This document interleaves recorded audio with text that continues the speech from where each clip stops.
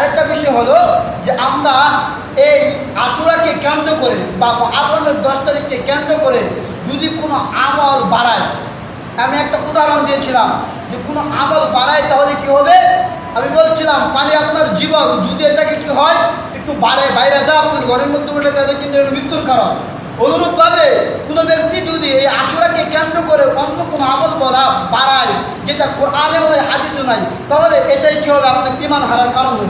এই জন্য সতর্ক, আমরা আশুরা আমরা রসুলকে মহাব্বত করি, রসুলের অনুসরণ করি, রসুলকে মহাব্বত করবো কোরআন হাদিসের ভিত্তিতে, আমরা আল্লাহ তাআলার বিধান মানব কোরআন হাদিসের ভিত্তিতে, আমরা দুনিয়া চলবো কোরআন হাদিসের ভিত্তিতে।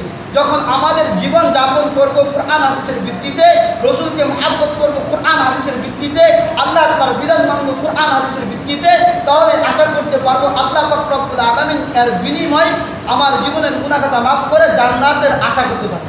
আর যদি আমি কোরআন হাদিসের ভিত্তিতে কোনো আমল না করি, কোরআন হাদিসের ভিত্তিতে আমি আশুরার দিন রোজা না রাখি, কোরআন হাদিসের ভিত্তিতে যদি আমরা আশুরার দিন কিনা করি, আল্লাহ তাআলার কাছে তওবা না করি, মন করা কোনো আমল করি, যে আমরা মানুষকে খুশি করার জন্য কোনো আমল করি বা একটা জাঁকজমকভাবে একটা আমল করি, তাহলে এর বিনিময়ে আপনি জান্নাত পাওয়ার আশা করতে পারেন। এই আমলের বিনিময় জান্নাত পাওয়ার আশা করতে পারেন না, কারণ আপনি যে আমলটা করছেন এটা তো কোরআন হাদিসের ভিত্তিতে না। আর কোরআন হাদিসের ভিত্তিতে আমল ছাড়া আপনার মন গড়া আমল করে কখনো জান্নাতে যাওয়া সম্ভব।